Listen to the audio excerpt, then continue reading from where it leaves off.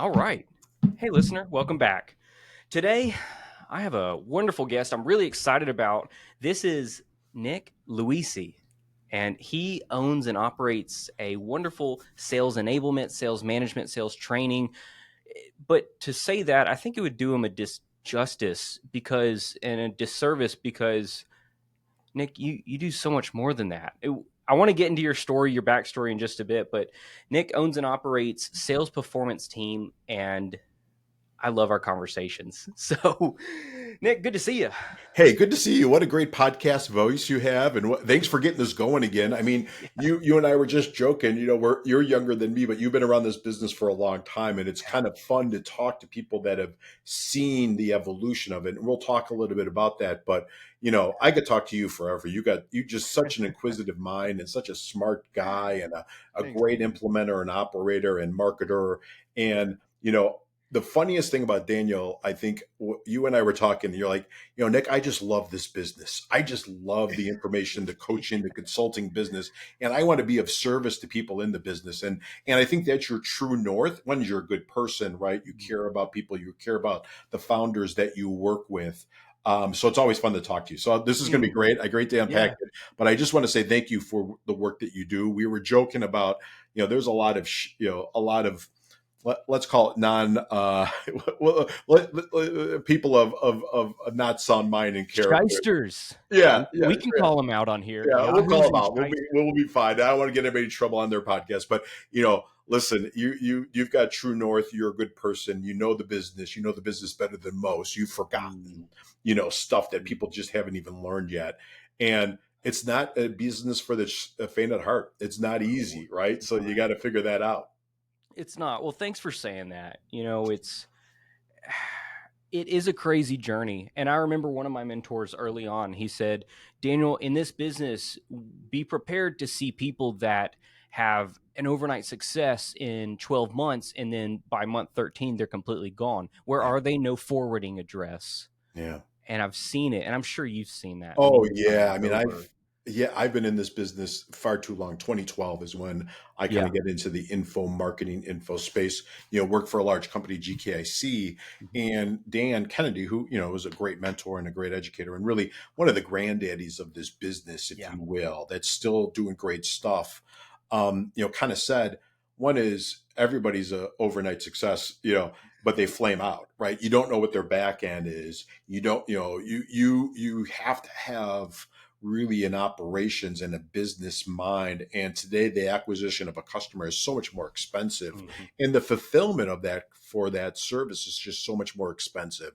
So you have to run this as a business, and many times people run it as their personal piggy bank. Right. And so they're Yeah. chasing their media spend, if you will, and it becomes problematic, right? Because that's a death spiral. And It listen, we is. all do it as business owners, right? We all maybe overspend by Yeah. taking a swing for the fences, but you got to have the cash reserves and you have to have the ability. Like you said, 12 month success and then they're gone. And Yeah. it's interesting to see. And I think we're going to see a washout even Mm. more. And it'd be interesting for you and I to get on, in 6 months or a year Yeah. from now and just kind of talk a little bit about it. But let's I'll talk about pencil what it we know in. now. Yeah, well, I'll pencil that in for sure. Yeah, And so, listener, when Nick talked about Dan Kennedy, if you're not familiar with Dan Kennedy, number one, you should be yeah, because he's the guru's original mentor. And so, looking at the lineage, I'm not going to go beyond Dan Kennedy, but there's some before then. But direct response marketing, Dan Kennedy was the mentor of Russell Brunson. You're familiar with Russell, most likely, ClickFunnels. And then there's another big name nowadays, Alex Hermosi. And sure, yeah, Alex, and I remember him from his yeah, gym days. He was a yes. member of ours. So the lineage. Yeah, So as you can see, it all goes back to the family tree per se yeah, of where did this thing get started. yeah, But with that, Nick, what was your background in with Dan Kennedy and magnetic marketing and sure. GKIC? Tell them that. Yeah, so I actually was a member first. Okay. I'm going to really date myself, Daniel. 1994, I was running a West Coast sales team in a traditional business. We were in Yeah. the hotel business. Oh, okay. I was running a large sales team, and I had all the West Coast, right? So we had properties in California, Seal Beach, California, Phoenix, Arizona, Las Cruces, New Mexico, and within that region.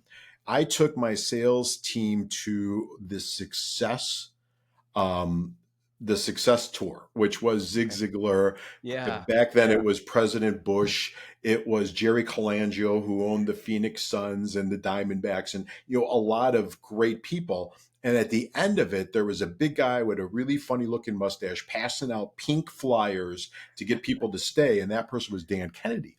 And it was talking about marketing. So I said, well, sales marketing, I've been a student, I've been a fan, I'm an educator.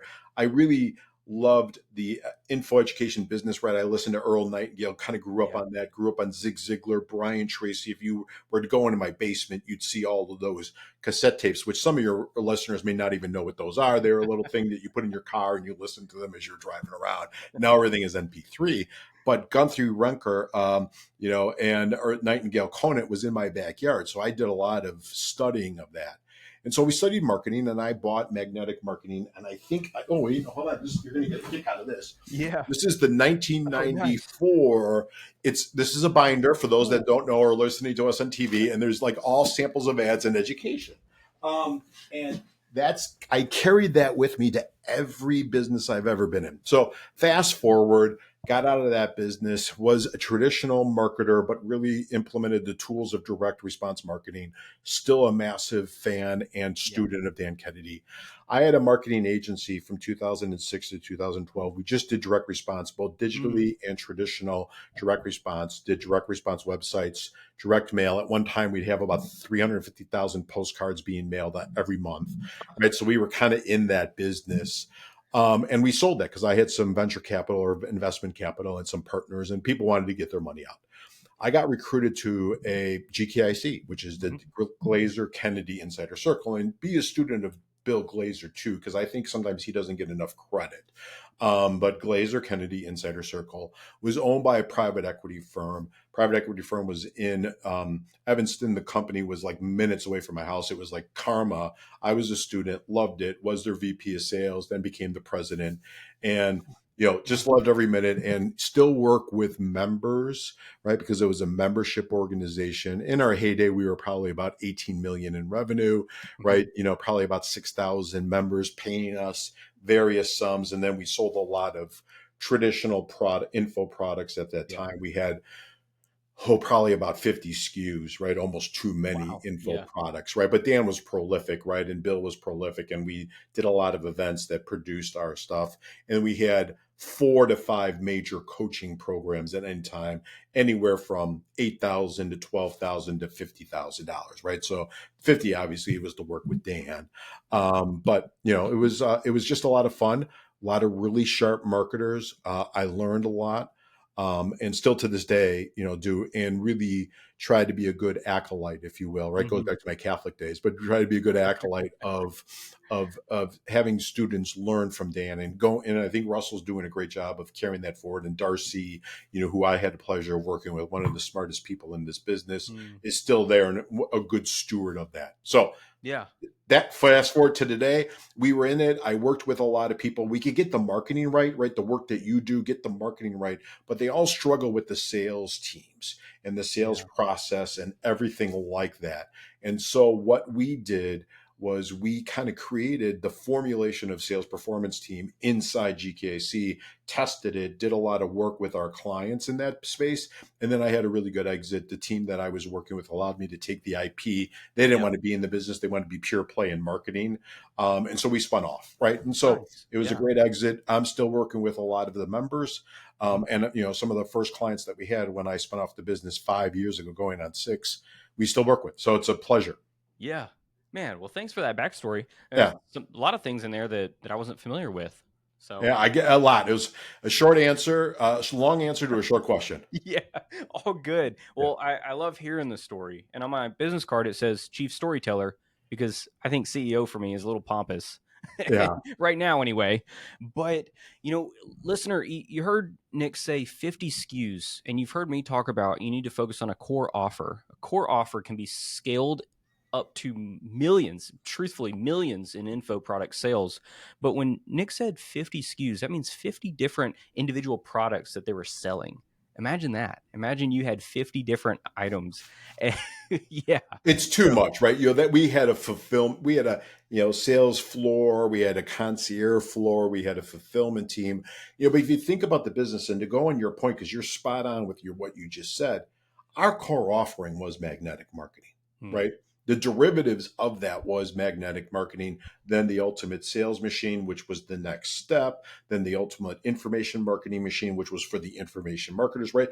But the core is still magnetic marketing. The coaching was magnetic marketing, right? Then we did some let's call it personal development coaching for entrepreneurs, because we all need to work on our yeah. head a little bit in this Yes. business. And so that was peak performers. And it's so everything, though, the core, if you went back to it, was the Bible, if you will. I'm not using that in a derogatory term, but the core offering was magnetic marketing. And that Hmm, was, you know, easily 40% of our sales of SKUs. yeah. Okay. So That makes sense. Well, I want to ask a little more open ended, but please. larger question. Why info products? Why are people so drawn to this crazy, wonderful industry? Well, I think Your opinion. Yeah, well, I think it's been I think you said it. Listen, it's been around forever, right? If you go back to Napoleon Hill, Yeah. he really was an information marketer, right? The Think and Grow Rich is nothing more than a long sales letter, long form sales letter in a book, right? And if you go back and you study his business, which you should do this if you're in this business, is go back and study all the older business. If you go back and study, I think it's Robert Collier, right, which has got a Mm, great book for copywriters, right? He's a great copywriter. Master Keys to Success was one of his main products, and it was an info product. So since the industrial revolution, so in the 1900s, we've been selling information, right? yeah. Dale Carnegie, everybody was producing information and selling it. So we're drawn to information because one is we know that there's an easier way out there, or somebody's got more information, so we want to seek this out. And so those that are aggressively in their education, and self-education, I think, is much better. I'm a proponent of college, right? My kids all went to college. I went to college. I went to Yeah. graduate school. Taught at the graduate school level. So Mm, I'm not bashing that, but I also think you have to supplement that. You have to do yeah. this. And if you think about, let's fast forward today, even in the non-traditional, marketing education that you and I are in, or info product, but masterclass, right, which has Mhm. got huge funding by venture capitalists, is really nothing more than information marketing, right? Yeah. Really interviewing really good people about a core topic that they are involved in, right? And so I think we are searching that out, right? Birds of a feather flock together. We Mm, want people that like what we like. And so if you think about business events, we as entrepreneurs want to be around other entrepreneurs, yeah. right? Because we want to learn from them, but we also want to kind of soak up that atmosphere and that creation of environment or community. Because really what we're looking for, I think you're spot on. I think it's stories and Yeah. community. I think Yeah. it's those two things, and you have to meld them together. And nothing does that better than the information marketing business if done Mm. right. I love your take on it. You know, I see it as a part of the American dream. I'm not saying Yes. that info products are only sold in America, but when I think about information products, or hey, I'm going to sell this course or sell this mastermind or this event that you come to, then that just goes back to the desire for, hey, I'm going to get better so that I can advance my status, my rank in the world, quote unquote, the American dream. I can make it. Anybody can make it in this country. I think, to piggyback on that, and I think Yeah. you're spot on with that. I also think if I look back at my days at GKIC, and I bet you if other people kind of parse out their information marketing business, over 25% of our business came from international students, Mm, yeah. right? They attended our events, and when they attended our events, they were the best students. Hmm. First off, they were dressed impeccably, right? If you go to American events, people are in flip flops and and t-shirts and hats on backwards. The Europeans, the Russians, Ukrainians, wherever they came from, the Japanese, they all came, Yeah. and they sat in the front row. They were there. They got there early. Hmm. They asked questions. They they were respectful. They went up and talked to the speakers. Yeah. One event we had 25 people from Haiti. Oh, wow.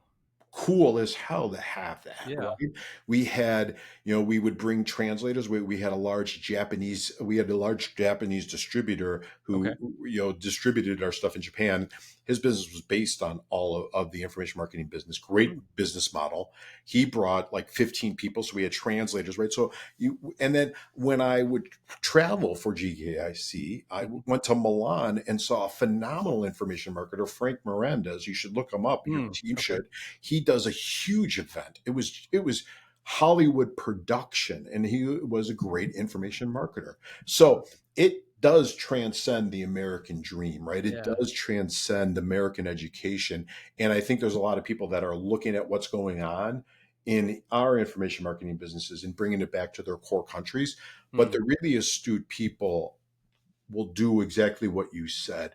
They'll go back and say, who was the educator of my educator? Who was the guru of my guru? Yeah. Who is the core person of this? Let me go study from them Yeah. and learn from them, because there are things that will get lost in translation, right? Mm. There are things that will be, listen, the Bible is the oldest book in the world, right? But there's so many different versions of it. You want to go back to the core messaging of it. And so that's where people do what they do. And I think that's the smart thing to do. Mm. Yeah, I completely agree with you. So, listener, think about who you're already listening to now and see if they had a mentor that you can gain access to, whether through written text, their podcast, or even access to them already. That was one of the things early on that set me on a right path. I talk about this a lot too when people say, Daniel, how did you learn this? I had some mentors early on that helped me cut through the noise and go to Dan Kennedy and Jay Abraham rather Yeah, than listening to the so-called gurus of the day. correct. And I I'm so thankful for that. I'm so thankful that I found people like Jay Abraham, Chet Holmes, Dan Kennedy early on, rather than me 10 years now into it learning from them 10 years later. Yeah, and it's kind Um, of interesting. Two of the three are still around, right? And Amanda's doing great stuff with her dad's business. Chet Holmes, Amanda Holmes is his daughter, and so it's kind of fun, right? These businesses do have legs, if you yeah, will, right? Brian Tracy, who's been around forever, is still out there, and it's kind of neat to see. it is. I get to talk monthly with another mentor of mine, Jim Cathcart. Oh, And sure. yeah, and Jim, I actually got reconnected to him because of a family friend of ours, Don Hudson. Okay. Don and Jim, they traveled around with Zig early on, and so I get to hear stories of the success tour and the summit and all that fun stuff. But anyway, well, man, we could talk forever about the origin of info product businesses. I'd love to hear your take on someone has some expertise, some experience. I'm not saying it's an 18-year-old guy out there, but what do you see as the right path for someone to start a business in this field? Maybe selling a course or a coaching program. I'm of the opinion that you should start with a coaching program, something a little more intimate to build up testimonials first. Then you can package up your course from it, kill a couple birds with one stone. That's my opinion on it. I'd love to hear your take on the right path. So I think first off is you find a good mentor like Daniel Pope and the folks at Beano, right? And I'm being serious, because I think there's a lot of charlatans in this business that are really quick to spend other people's money, but you know the business, right? So find somebody that knows the business and goes deep on the business. So that's the first thing, right? Even if it's just buy a couple hours of their time, right? And say, here's what I'm thinking of doing, and get good advice from them. That's the first thing. Second thing is, you have to tell a story. You have to be for somebody and against something, right? So I think you're spot on with that. So what is your core story? Not that I just want to be better at selling, right? Our big thing is we take B level salespeople and make them A. We take C level salespeople and make them B, right? We also put a sales operating system in your business, right? Because you business owner cannot afford a VP of sales from a Fortune 1000 company or Mm, 100 company. You just can't afford it, but you could afford a fraction of it with us and our team, and yeah. that will make your business better. So that's our core story. So who we're against and who we're for.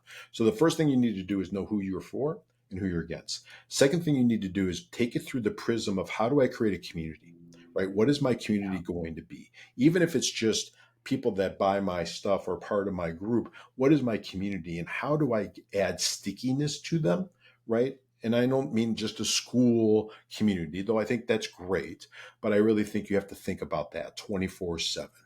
Then you have to become a content producer. Even if the content is just to produce people and put them into your coaching program, you've got to be a beast on nowadays. I would say it's YouTube, right? YouTube is the Mhm. new book, right? I think you should write a book, but go to YouTube. I think they're doing great things on Reddit, right? So if I was a new person, I'd be focusing on Reddit. You probably have to spend some time at figuring out how to communicate and build your community on Facebook, right? And Instagram. I think those are important. I think TikTok, especially if you want an international space. And if you're in the B2B space or maybe more traditional businesses, you're going to look at LinkedIn, right? So those are my media sources that I'm going to be in. They are not a business. Now, this is where I think people get them. They think they are in the internet business or the YouTube business or the Facebook business. Those are just media sources, right? So it goes back to what's my core messaging? What's my core selling, Yeah. right? How do I, a copywriter, I'm just going to create a long form sales letter on VSL or YouTube. So think about it from that perspective. I like what you said, and I think you're spot on in today's day and age of saying, let me get a group of people together and let me help them and let me share with them. And maybe it's at a discounted rate. So I'm getting some testimonials. I think that's Yeah. very, very important. And I think you have to go out there and look to see what's your differentiation in the marketplace. How are you different? If you're just, go ahead. Did you want to jump into No, no, something? I want to hit on that so Okay. heavy. So Yes. you can't just be a me too, right? Because there's so many me too's and it's just that I look better, or I've rented the Ferrari instead of the Bentley, or I went to an Airbnb and bought it for a half a day and did a lot of video, but you never see any furniture or you never get past the front door or you go into the garage. We won't say who does that, but TL is his initials, right? So, but there's a lot of where I'm really telling stories and jokes, but there's a lot of charlatans out there. And so understand that. And charlatans have been in this business probably longer than they've been in politics, right? And so we just have to understand that and kind of do your filter. But that's your core business, right? Core business community. What's my media source? What's my story? Who am I for? Who am I against? How do I Mm. differentiate myself in the marketplace? How do I communicate that over and over and over and over again? And I think one of the things that people don't do enough of is they don't tell their core story that you are big on over and over and over again because they get bored with it. So go ahead. That's a It's lot. funny. We unpacked. It's Go funny ahead you and say unpack it. that because and listener, I want you to know that what Nick just said there, all of that, if you really marinate on that for a weekend and then plug that into your AI flavor of the Sure. day, Yeah. that's going to save you 6 to 7 figures of mentorship. Just it's going to also compress 5+ years of your time. I'm serious. So rewind the episode, take notes on what Nick said, each individual piece, and run with that, because it comes down to your story, it comes down to your offer, and then it comes down to a great traffic source. And I say singular because there's a time and a place to get plural with it, Correct. and it's not when you're starting up. Yeah. So you're spot on with the differentiation. And it's funny. I actually coach a group of entrepreneur women Oh, individually. wonderful. I love I that. do. It's a Yeah. former client Excellent. of mine, and I had some extra time on Thursdays and Yeah. Wednesdays and Thursdays, and I coach these women. These are startups, and it's so fun getting back into the weeds of what does it mean to differentiate? What does it Yeah. mean to what's a coaching program even? But they're always looking at someone else, and it always comes up in the conversation of, Daniel, they're doing it this way. Should I do it that same way? It's like, well, what's your flavor of ice cream? Who are you? Because I will never eat Rocky Road, but I'll always eat pralines and cream. Just like I won't ever buy from XYZ, but I'll always buy from ABC. And it that's the argument I use when people say, I just don't know if I don't know if anybody's going to buy my program. I'm like, well, maybe they won't, but how about we test it and let's Yeah. not be scared of competition. The So I think more, testing is key. I yeah, think yeah. differentiation is key. And, we used to joke about this. Dan used to say this, and I use this as an example to prove your point. We had X amount of people that coached lawyers, Mm, right? And they would come and they were friendly competitors, if you will, right? yeah. And some were still practicing, some never practiced, and some practiced but now did this. So there was four of them. Dan said, I can line all four of them up and I could put 100 people in the room and 25 will go to one, 25 will go to another, 25 will go to another, 25 will go to another. Because people will gravitate towards your personality versus my personality, to your story versus my story. The Yeah. fact that you like dogs and I like dogs, or Yeah. you like cats and I like cats. And so I think all of that, listen, it's easier to scale a personality business than it is just a pure business. And so I think one of the things you're saying is differentiate yourself, but use everything in the toolbox. Hmm. That is, use everything in your personality and who you are. And that becomes some of your differentiation. And people will gravitate or not. Right? You may be a repulsive SOB. You're going to find other repulsive SOBs, and you're probably not Yeah. going to want to service them because they're going to be draining as that. But that's what you're going to find. And I think you have to realize that in this business is we all have FOMO, right? Fear of missing out, and we all want to replicate other people. But you have to also realize that it's their chapter 20 and you're on chapter 1, right? So for these women that you're working with, they are just starting out. So they cannot compare somebody's chapter 20 to their prelude even, right? To their beginning stages. And you have to realize every business goes through that life cycle. And the key is to have that core foundation, that good story, that good differentiation, the mastering of one media source, one really good offer that you have down to a science that delivers phenomenal results for people, and you still build on it. And I think we want to make it too difficult because there's a lot of people out there that will, I'm sure your inbox is like mine. I've got 52 emails just from this weekend of people that could get me, the first, it can improve my website, okay, Yes. of course, sure, of course, but I can't, I can't change it every minute. Could get me 82 appointments and they never get me any appointments, could get, so you go a GHL expert, it's okay.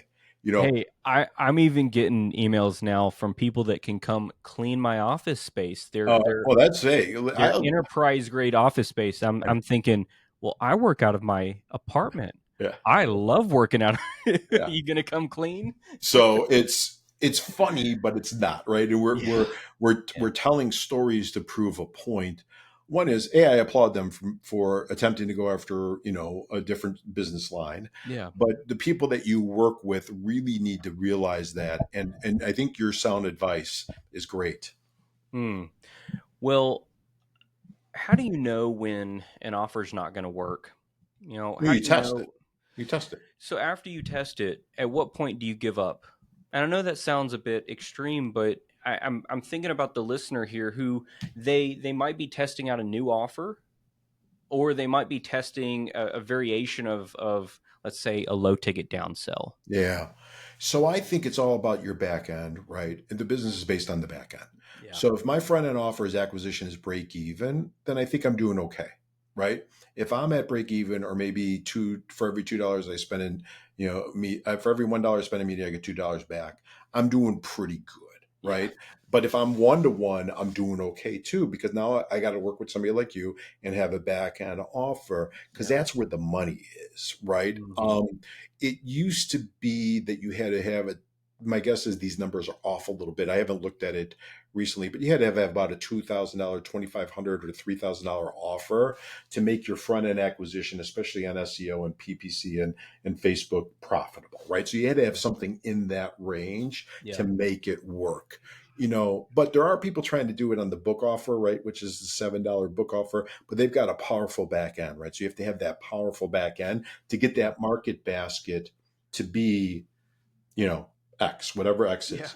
This Yeah. business is nothing more than psychology and math, right? So what can I Yes. afford to spend? What's the messaging? What's the story? What's the differentiation? That's the psychology. What can I afford to spend? What's my conversion rate? What am I ready? What can I spend for a lead? What can I spend for a sales call? What can I spend for a sale? And then it's, can I afford more? Am I willing to take the risk? There's no business without risk, right? Yeah. It's just, it's it's arbitrage, right? I got $1. Can I spend 20, can I get $20 back, or do I lose my $2, right? So now I went negative. I can't go negative if I don't have a good back end. Yeah. So, I mean, I know we just dumped a lot, and that's pretty advanced stuff, but I think they need to kind of talk to you and Yeah. figure out what's their front end acquisition model, what's their back end acquisition model, what's their cross sells and buy sells. Maybe they get the lead and they can't convert the lead and they sell the leads to somebody else, right? Mm. So that's a host parasite, right? So then they do a JV with somebody that's kind of got a like offer but different, right? Yeah. There's a lot Yeah. to do in this business, and you're a student of Jay Abraham. I think nobody unpacks it better than him. Yeah. Right. I think it, like, 5 minutes of his teaching is like an MBA in this business, right? Yes. And you gotta, and he's more strategic where Dan is more tactical, but Yeah. they all do the same thing. And listen, I was just listening to a podcast I got my son. My son is in his 20s and he's in the business and he's doing a great job in his core business, but he's looking, he's tried a Amazon drop ship and he's Yeah. trying things, right? So which is what you want to teach as a parent. I Yeah. just sent him one, and it's about a guy that does a lot of little businesses. He's got 8 businesses. They spin him off $8,000 in cash flow every month, right? That's not a bad business, right? Yeah. And so, but he's trying different things, and I Yeah. think in business you have to try different things. Oh man, this is something, okay, so to back up a little bit, I really enjoy you talking about the advanced things and more the nitty-gritty, what most people don't talk about, because this is exactly how I want to position this podcast. The things that most info product industry podcasts don't talk about. Like, Yeah, I want to talk about CAC, LTV, AOV, like the numbers. I want to get into scaling mechanisms and tactics, because when I listen to podcasts in our industry, most of the time it's, hey, Nick, tell me about your offer. yeah, How many people on your team? All yeah. right, you're doing great. Everyone's doing great. We're all doing great. Great. So I Yeah, really usually it's enjoy. hey bro, but yeah, I agree. Right, yeah, Yeah. right. Yeah, I think that this is a business, and I Yes. think it starts kind of how we started out talking about this. You have to treat it like a business, right? So be a Yeah. student of the business, understand the business, understand the mechanisms, right? Listen, the guys that and gals that are doing really well in their business, and you know this as well as I do, they're not afraid to talk at the numbers, right? Oh, This is my acquisition, and they go to these events and they go to these coachings and they share, and they're all trying to figure it out together. yeah. And there's and I think you as a business person, even if like you help people with trauma in their lives, Mm, you're still a business person, right? yeah. Or you help people find their suitable mate, you're still a business person, right? This is still a business, Yeah. and you have to treat it that way of, what's my acquisition model, right? How am I going to get awareness? What's my acquisition model? And keep Yeah. going down and down and down and down and down. And if you don't like doing that, then find, somebody like Daniel Pope and his team to help you, or at least give you guidance, Yeah. because this this is a very fulfilling business, but it's also a very draining business, right? And you got to Hmm. treat it as a business. So And even in a span of 30 days, that seesaw can tip to one yeah, side or the other. yeah, We've both seen it. But I think about what you just said. That's so important, because most people lose track of the fact that it is a business. And I've realized one of my key differentiators over time is that I treat your business like an actual business, whether you are treating it like a business in the first place or not. We are going to formalize, legitimize, and scale this thing together. But with that being said, I love what you said about testing. Your son's testing, that gentleman's testing 8 yeah, different businesses, because I haven't talked about this publicly before, but I remember my very first business after I quit my IT job. I was working full-time IT during college, essentially. I was doing online classes, and I quit and I started up, it was it's called Web Estate Investments. Okay. and All right. and what we did was we spun up these online stores that drop ship all sorts of products. Did we make a single dime in profit? No, but it was But did you still, learn? oh man, oh yes. Yeah. And what I learned was we need a quote unquote funnel.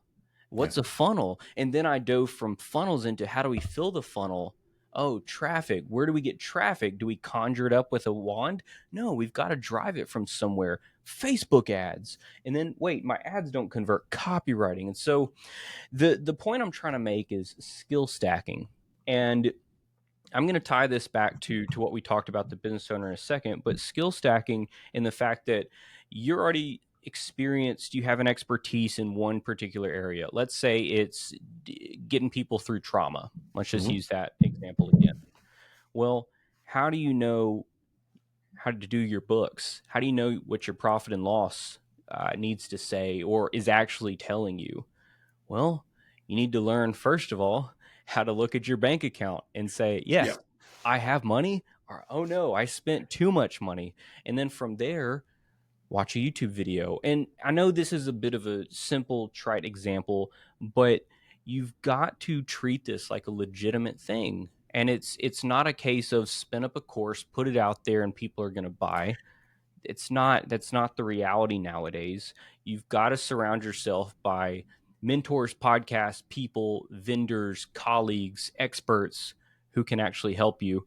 And it's I've got a little bit of a bone to pick with the whole visionary thing, Nick. Um, Meaning, I think people use the term visionary and they hear the term visionary, they use it as a crutch. They use Yeah. it as a crutch to see no evil, hear no evil.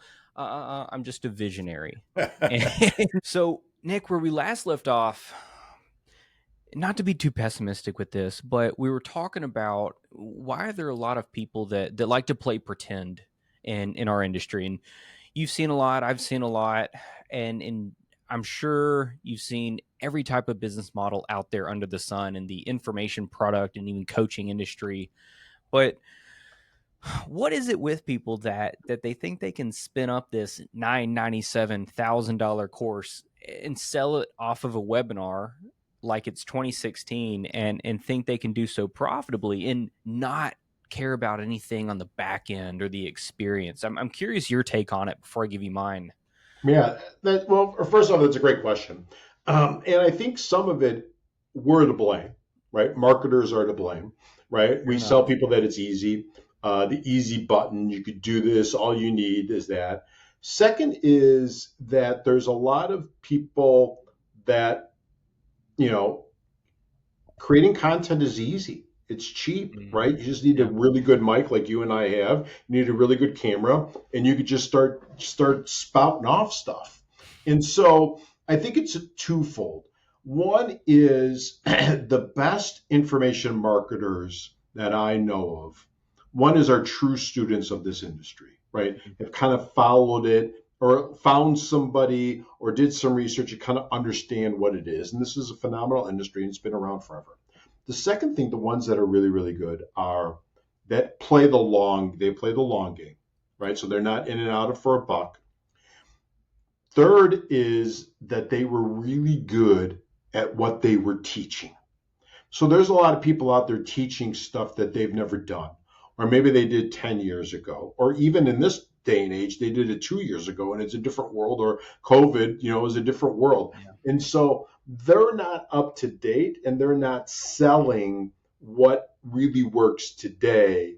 They're just good marketers. They're good at creating Facebook audiences. They're great at creating TikTok audiences, Meta, and Instagram, and they're good at kind of manipulating the logarithm. And so I think it's yes, yes, and yes. I think we are to blame because we're really good marketers or we're really good at teaching people. We're also taught people that this is, if you have something to share and you want to teach, that you should get in this business. And so I think, I've seen the enemy. The enemy is us, like kind of pogo, if you will, right? And I think also there's a lot of people out there that are looking for the fast buck, right? There's also, I think, this thing that I am judging people's chapter 25 when I'm on chapter 1, and I think I should be at their 25, right? Yeah. And so, I mean, as we sit here 2 weeks ago, 3 weeks ago, I was on vacation, I missed it, but Alex Hormozy did a huge launch, right? Yeah. Like him, don't like him. There's some, you're a fan of him, right? So we'll leave it at that. Or Yeah. you studied him. I think everybody We should. share the same birthday. His launch Yeah, is on my birthday. yeah, yeah. And I also think that he's a great student of this business, right? Yeah. He's a great student of this. But now you're going to see a lot of people rushing to launch something similar without knowing his back end, without knowing his objectives, his strategic objectives, without knowing that he spent, I think I heard he spent over $4 million in media buy, right? And Yeah. so there's a lot of things that you just don't understand because you haven't, you don't have the back end of his business. You don't Yeah. understand what it is. You don't know what his strategic objectives are. Right. There's other businesses too. Like you see Grant Cardone, who's I think done a phenomenal job with launching a number of different businesses. Like him, don't like him. We're not going to talk about that. But I think he's done a great job. I think he's brought events to a next level, right? Business events to a next level. But he had a back end, right? He was hunting for the large whales that can invest $250,000 or $1 million into his investment fund for real Yeah. estate. So you got to know their back ends, and I think you have to kind of spend some time evaluating and not just funnel shop. We all funnel shop, right?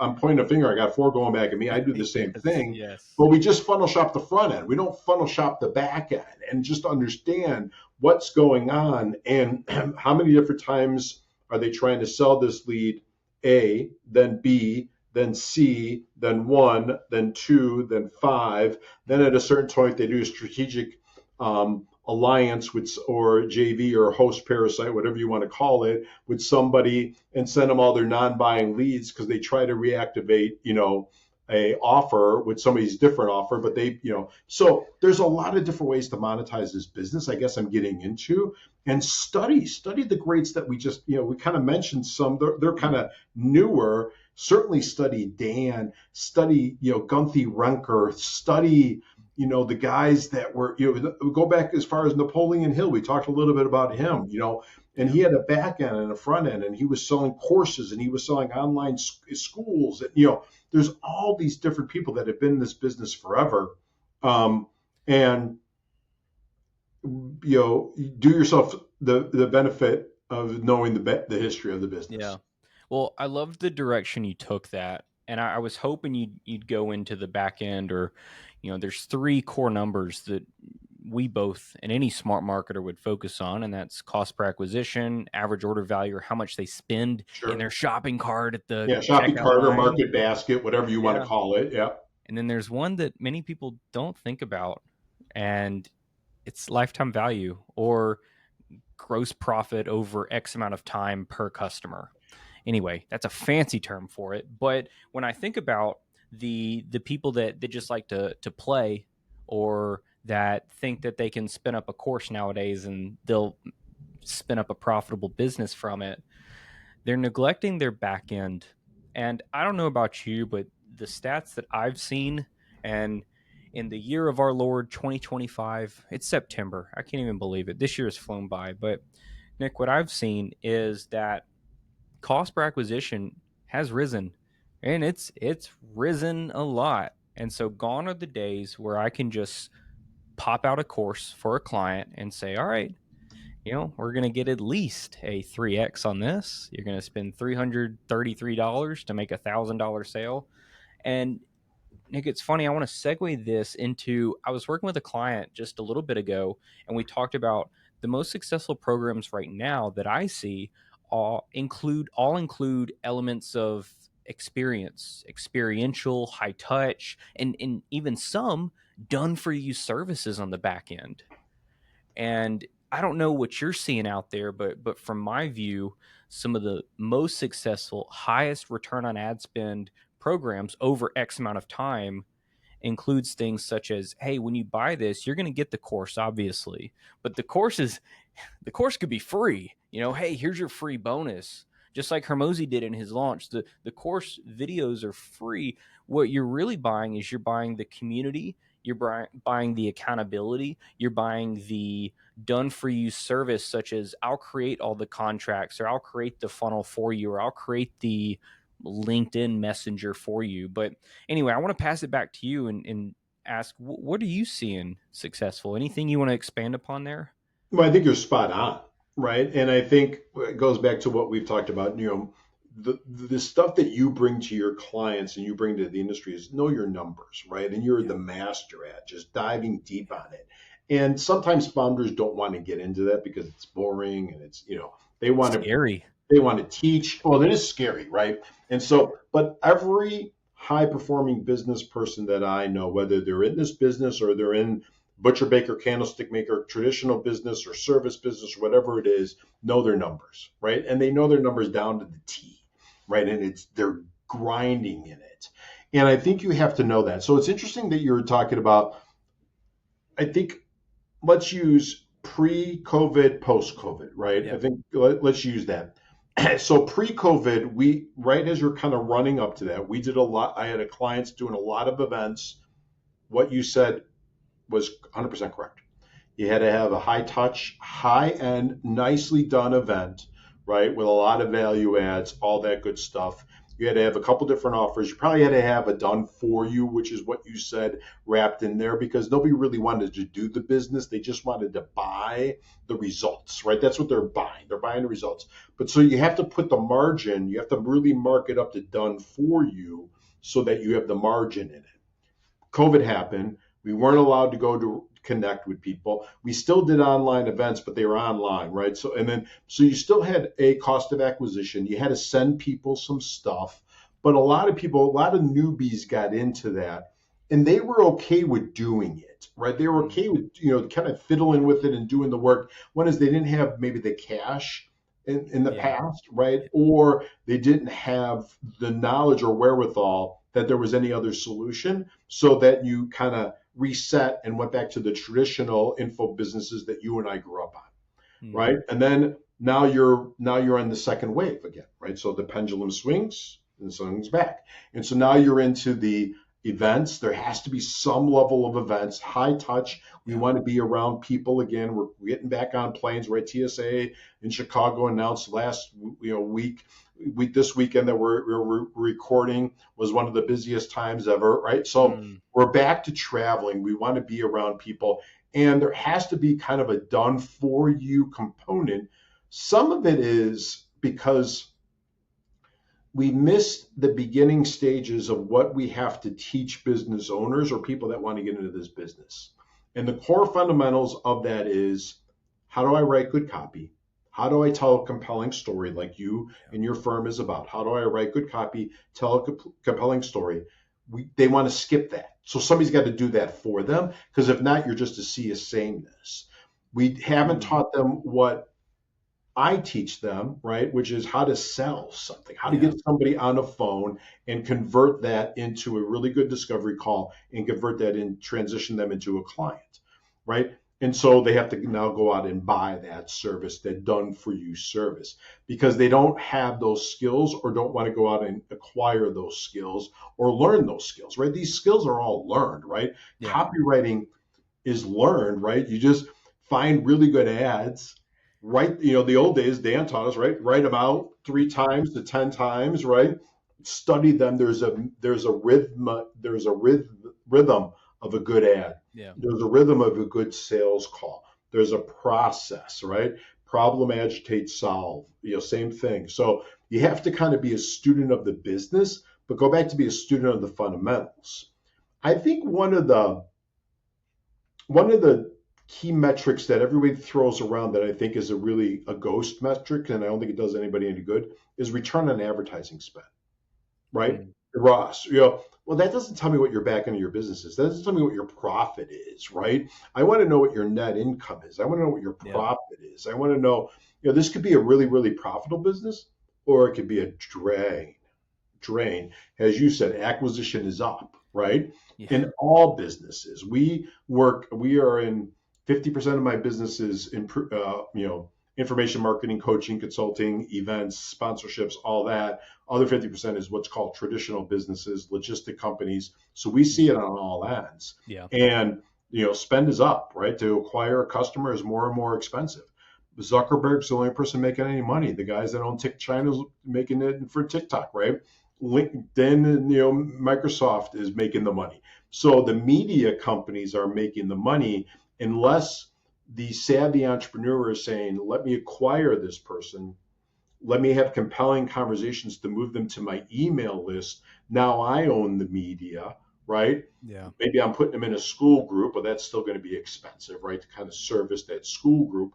I don't really like that because now you're bringing your community into Costco, right? So they could go find 50 other people that do what you do, right? All entrepreneurs Yeah. are ADD, right? So there's a problem with that, Yeah. right? And so you got to have to figure out how do I, you know, Warren Buffett looks for a business that has a moat around the customer. Mm-hmm. How do you create a moat around your customer, right? How do you create a gate around your customer? Dan taught the same thing, right? So these are all really, really, really smart business people teaching you these type of things. Learn from all these different types of businesses and bring them to your business. Well, How's that for a long answer to a short question? no. Excellent. I love hearing that.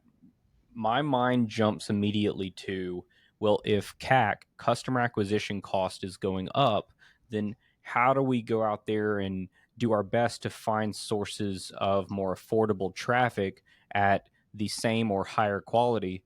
My mind takes a page out of Jay Abraham's books and teachings and says, okay, there are people that already have the Yeah, attention of our ideal customer.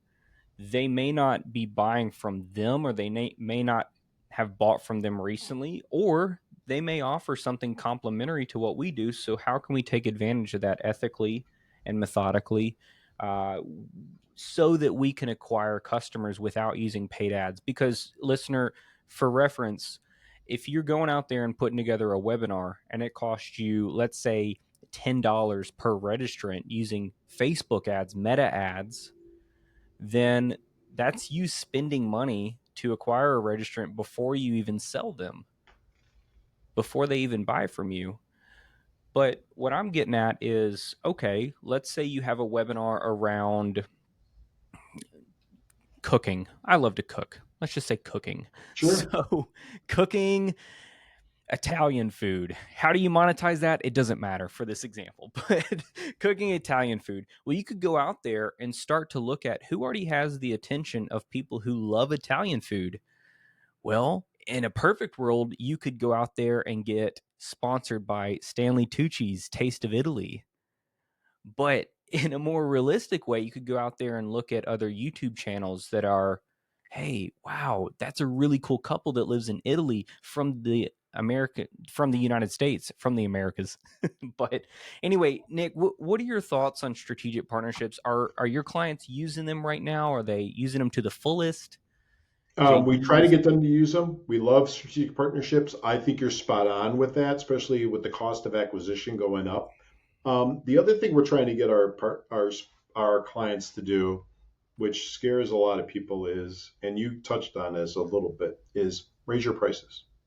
Oh Increase the yeah, experience, but raise the prices, yeah, right? And it can't just be, well, I'm just going to give them more stuff. I'm going to give them more content. Nobody's consuming the content you're providing them anyway, so just giving them more isn't going to do it. So you got to think of different ways to do that, or even maybe you're including JV partners, right? And so yeah. there's different ways to kind of be creative about this, but you have to raise your prices. The other thing that I think you have to do is we be really, really, really great at JV or host parasite, whatever you want to call it. I don't really like that much, but Jay Abraham kind of coined that phrase. Who has my customer? How can I, and is it worth it? Do I have a strong enough back end that I could give almost all of my front end up? So that way it's really great for the strategic partner. So he's like, oh my God, this is excellent, right? Because I'm Yeah. getting all this revenue. And I now have the ability to monetize them on the back end. Do I Hmm. have a sales team that can get on the phone? Do I have great offers? Do I have compelling copy? Do I tell a great story that I can convert them? I think that's where people miss, right? And or they don't create a really, really, really good offer to set it up, right? Because you're going to a list of somebody that's probably trained these people to buy. So they're really good, really good buyers. Yeah. Make sure that you're going with a really good offer so you set it up for success. Um, it's the old days, right? And they got themselves in trouble, but there was a bunch of guys, they called themselves the cartel, right? And Yeah. they just, in essence, traded offers and sold it to the list, right? We don't have to go back to that. You could do some research, you could find it, who we're talking about. But a lot of them cleaned up their act and aren't in that anymore. But this business was really built on that, right? Yeah. The old days we would go out and buy lists, right? So we would go out and get the MDS lists, right? So you'd go out and there was these big red books that you had, and you'd buy lists, and were they buyer lists, were they compile lists, right? And then you'd say, okay, this could be a good audience for me, so I'm going to put my offer to a small amount of this list to see if the offer resonates. Do I get my money back? Can I turn my money? And do I have a strong enough back end so I'm okay with just breaking even, or maybe going a little bit negative on my acquisition on the front end because I know I got a solid back end? So I think it goes back to being a student of the business, studying other businesses, figuring things out, or you're going to have to pay. You're going to have to pay to acquire, and you have to be comfortable with paying to acquire, and you have to be okay with it. And then what happens is you get mad at a guy like Daniel who's doing everything he can, but your cost of acquisition is going up. It's not his problem. It's just the nature of the beast of how much media is costing and the logarithm and attention, right? Mm-hmm. And you don't have a compelling offer, or you're going the race to the bottom that I hate when people do it is we're just going after really bad leads, right? Because we're okay because they're $3 a lead or $2 a lead, or they're not a good buyer, right? I don't care about a lead. I want a buyer. Man, such a powerful concept to keep in mind. Uh, man, there's gold in in this entire session. But think about your cost to acquire a customer. And if you're sitting there saying, "Well, I don't run paid ads," okay. Well, what does it cost maybe in time? Sure. So if you're not running any sort of paid acquisition, if you're not paying to play, what does it cost in your time? Are you posting on social? Where are you getting your customers from? That's probably a more important thing. Where are they coming in from? Take stock, take an audit of that, and then figure out, okay, each customer on average pays me $1,000, and it costs me $100 to fulfill. That means you have $900 left over to, I'm going to use this term lightly, but to play with. Sure. And you can go out there and offer somebody 450 of that 900 and say, hey, I'm willing to give you 50% of my gross profit to send me buyers.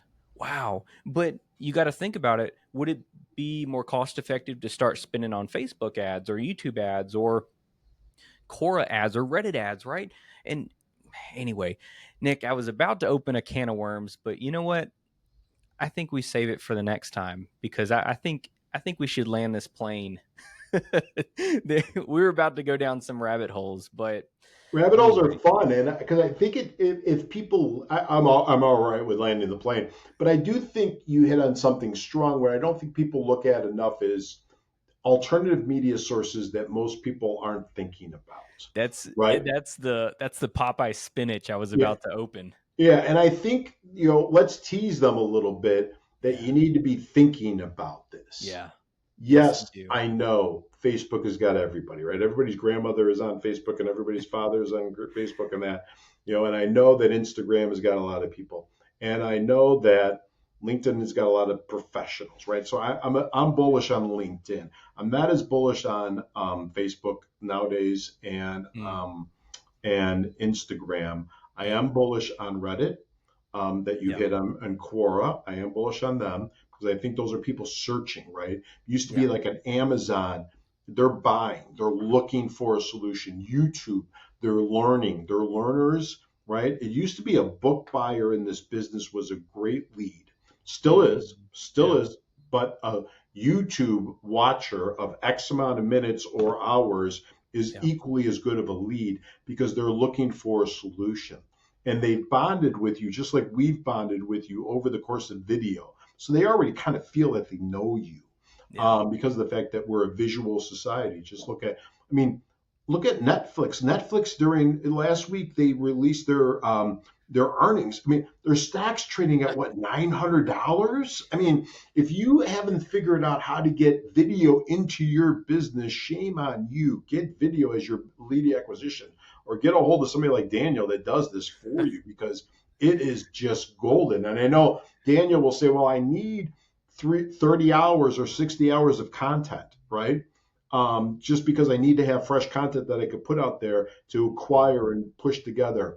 And then the founder won't do it, right? Or something like that, but they'll spend 60 hours on something stupid, right? So use this time to create content, to create video, to kind of focus on how do I acquire my customer? How do I test Yeah. all these alternative sources? Because listen, they used to say niches are reaches, right? They still are, niches are reaches, but I think niche media, niche sources are riches, right? But you have to have a compelling offer for some of these. Mm-hmm.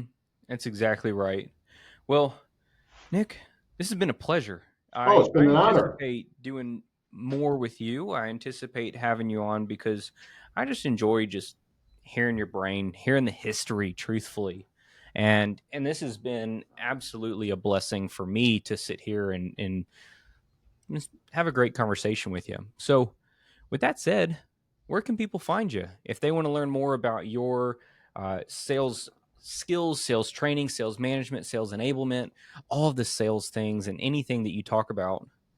Where can they find you? Yeah, well, I'd be remiss if I didn't say go to YouTube, right? I'd be remiss if I didn't say go to LinkedIn, right? So Nicholas Luisi or Nick Luisi on both of those channels. Sales Performance Team is our core company. We have a company that's called Your Sales Recruiter that does a lot of the recruiting business for our clients or for clients that want us to recruit, just purely recruit for them. You could go to SalesPack, SalesPack Sales Performance Team. We give you a bunch of content. We get you a bunch of goodies. We like giving stuff away for free. So just go there. Hit me up at my emails on my website, Nick at Sales Performance Team. You got a question? Just say you're a friend of Daniel or you heard us on the show, so we know. And we'll give you the right answer versus other shows that we don't like, and we give them the wrong answer. But we're here to help, right? I love this business. I love content creators. I am bullish on it. And I am bullish on getting the really bad provocateurs that are giving really bad advice, not only on the sales side but on this side. So help us spread the word by liking this and sharing it and all that good stuff. Yeah. Well, thank you, Nick. Yeah, it's been a pleasure. So, folks, you heard it from him. Go check him out. Go check out his site. Tell him I sent you, and he'll give you the right answer. Other than that, I'm Daniel Pope with Be Known LLC, and we'll talk soon.